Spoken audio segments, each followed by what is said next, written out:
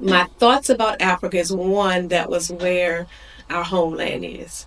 You know, we have learned the history about us as African Americans being kings and queens in Africa. So I knew I was going back home.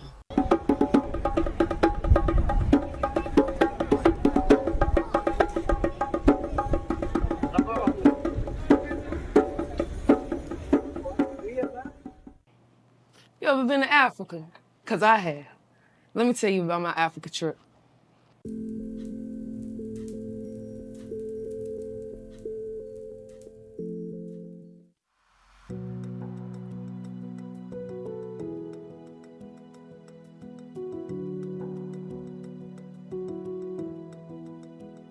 So as a principal, oftentimes the question is always, what do you need?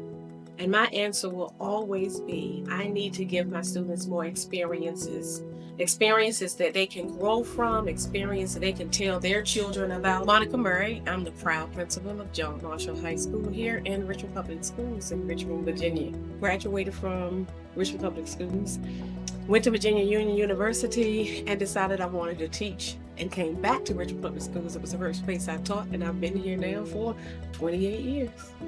So it actually was a conversation that we were having to prepare our male basketball students to go to the state capitol. And in having that conversation, we realized that we really didn't have anything for them to wear to represent us well. We were just coming out of COVID. And so we began having conversations with then the former Lieutenant Governor, Justin Fairfax. I've gotten to, know and love John Marshall again over the last, I think, 5 or so years. Met Principal Murray, met Ty, met the students, met the players, met everybody, and I just fell in love with what you guys were doing and what you stood for. And then he connected us to a young man named Randall Tucker, who was a tailor in the 757 area. We started having some conversations with Mr. Tucker about providing suits for the gentlemen, our basketball team. And then Mr. Tucker, in the middle of a Zoom conversation, said, have you ever heard about Angola, Africa? And he began to tell us a story about his family and how his family could trace back their ancestries to Angola, Africa, and that they were the first family from America, African-American family from America, to return back to Africa. Immediately, Ty looked at me, I looked at Ty, we looked at Fairfax, Randall and all of us had this grand idea, we should take some students to Angola, Africa. And that's how it all started. We have a great community here.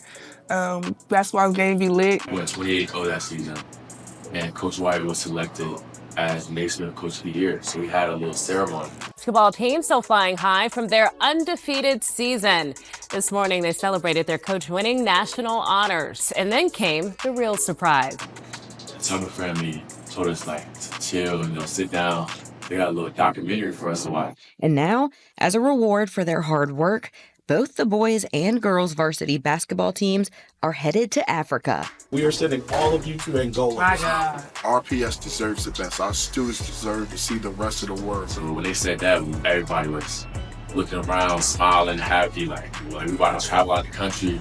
It was amazing. It was an amazing feeling. I was excited. This is definitely a big experience, and the first thing I did was call my mom and told her. She was so happy for me. They told us we were going to Angola, and they were helping us to get a passport. I was like, God is good. Listen, I think that I should be an international travel agent after planning this entire trip. So the funding source, that was the easy part. The difficult part was all the logistics of how we get over 50 students and coaches passports, because many of them did not have passports. I haven't left the country before traveling to Angola. I have traveled around to a few states. Because the Africa was my first time being out of the States. This is my first time on a plane. I've never been on a plane before. It's my first time ever going anywhere on a plane or just leaving Virginia in general. Getting my passport, I ain't gonna lie, I cried a little bit because I couldn't even believe that I was actually, one, getting on a plane, two, and leaving Richmond. Like, not even Virginia, but leaving Richmond. The shots that you need, all of the packing materials and preparing for That was the challenge. Creating a checklist of, the items that was needed to go, whether it was, what kind of clothing that we had to wear, the different medication that we had to take, even down to the different kind of bug spray that we had to, prepare ourselves. So like once we had got our yellow fever shots, that's when I actually knew it was going. Oh, so now we're actually going to Africa. The day before we left, we had to go to Hampton, because in Hampton, that's where the Tucker family's first landing in America. This month marks 400 years since the first documented enslaved Africans arrived in English North America. The weekend events kick off at the Tucker Family Cemetery, believed to be the burial place of some of the descendants of the first enslaved Africans to come here. We went to the ceremony. They got to meet the family. Again, they told their story, but they really were able to connect. Colonist John Rolfe famously recorded the arrival of 20 and odd Negroes who were captured from Angola, Africa, and brought to the shores of the Old Point Comfort, Virginia. So before they left the United States, they were able to stand on the shores at Fort Monroe, look across that water. And then when we got to Angola, they were able to stand on the shores of Angola and look back at the United States, to just again give them a perspective of what that passage was like. Walking into the airport, I felt nervous. I actually didn't know what the airplane flight was gonna be like. I brought a lot of gun with me. The airport, it was something new in my life. It was amazing. I was like, wow, this is what an airport looks like. I only see this in movies. I was very happy. I never experienced anything like that ever. And I used to always see airports and stuff on the movies and TV screens and stuff. And then just walking through, ready to get on a plane, it just was different. Got on the plane, ate food, and was in the air. First, then we landed in Qatar. I had a window seat, so looking out the window, it was beautiful. The sky was just, it looked like it was just so much different from America. It was pure, beautiful colors, orange, pink, beautiful sky. Interesting when we landed. So I was not prepared for the media frenzy that was created once we hit the airport. We were treated like celebrities over there, basically. My emotions was high. I was really excited. It's like, wow, I'm finally in Africa. I didn't believe it was gonna be that packed and crowded once we got off the plane. Honestly, didn't. We were truly treated like celebrities. I mean, we had a police escort everywhere we went. We traveled on the biggest buses that they had. Kind of crazy to me because I didn't expect the people to treat us like celebrities there. My first reaction when I landed in Angola was, wow. Amazing. I was amazed because the air changed. It was a sense of happiness because people always talk about going to Africa when I was younger, growing up talking about I want to go to Africa. You hear it in the movies and just regular day life, but to actually be there for your first time, and that's your first time out of the country with the people you love and people you care about, was just such a fulfilling, joyful moment for me. So during that trip, we saw a beautiful waterfall. We got to eat in front of it, so it was a whole building, and then the waterfall, you could look out to the waterfall. They fed us. That was the best food I had going down there, honestly. My most memorable moment in Africa was getting off the bus to go see the waterfall and that rainbow that was in the waterfall. It changed my perspective on life a little bit. It was very sentimental. I was very emotional looking at it. When we went back up from the river, we went up and we were helping the kids. We were giving out water bottles. We gave out sandwiches, and we were dancing. It was just an amazing experience. The most memorable moment was when the day we gave back, I would say, because that day was a little bit emotional for me, just off the fact that I could see how less fortunate they are, and it just made me realize how fortunate I am and how good I got it. My favorite moment was after both the girls and the boys team played the Angola basketball teams. Everybody wanted to get autographs, pictures. During the boys basketball game, when Latrell or Desmond was dunking, everybody was all Joy got up. They say it was the best arena in Africa, like in the whole continent of Africa. And we played there. It was us and the girls. The girls played before us. That was fun. I remember the moment. That was the first time that we played out of the country. Like it was great.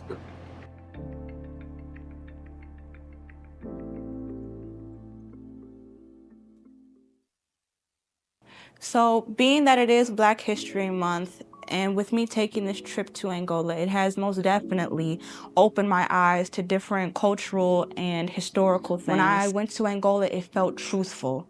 It was just a whole different historical experience I never heard of or listened to before. So I will always appreciate it. My goal as the principal was to make sure that I brought children back home better than they were when we left. I knew it was like a big part of our history as an African American. I knew it was a big part of our history. But emotionally, I knew that I was going to struggle hearing the story of how our ancestors were treated, taken from their land, abused and tortured, and then brought back to the United States. I most definitely think about that. We had went to the point of no return in Angola. That really opened my eyes because it was like the way they had told us how it happened, and there was really nothing they could do about it. And that long boat ride there back from Africa to America, like we took a plane. So just imagine going by sea and floating on the water all the way to Northern America. Like that is insane. It's a crazy journey. One thing I will never forget is the blood trail, blood road. Yeah, the blood road that they showed us.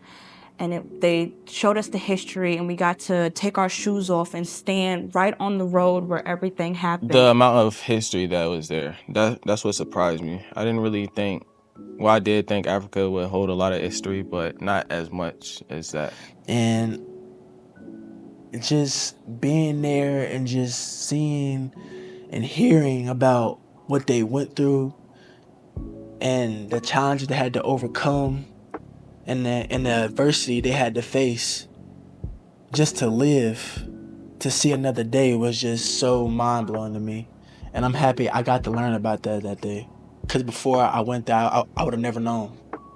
And it was kind of amazing, like, stepping foot on the land where everything started at. Like, it was just, it was a blessing, like, just being there. Like, just being able to walk and talk where people in the past, people back then weren't able to do the same things that we were able to do. One thing I did know is that somebody in my ancestors survived that because I'm here today.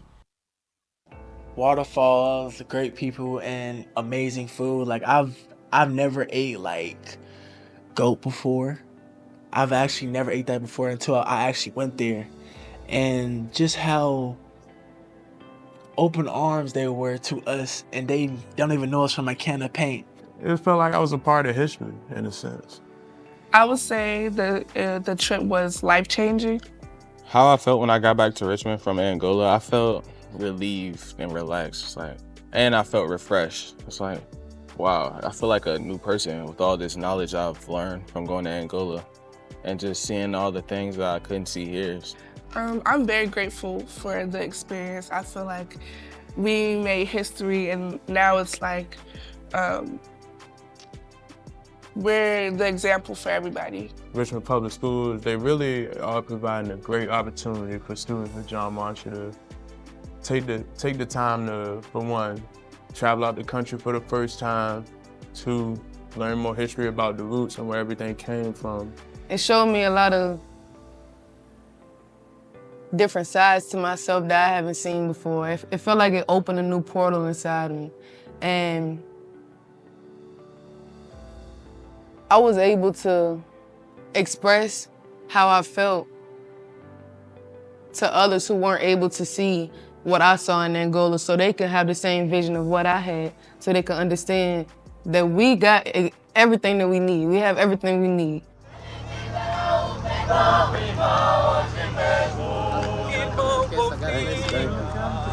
confia no amor de Deus. Ele te dará o perdão, irmão, hoje mesmo. Que confia no amor de Deus. Ele te dará o perdão, irmão, hoje mesmo. Tem que confiar no amor de Deus. Ele te dará o perdão, irmão, hoje mesmo.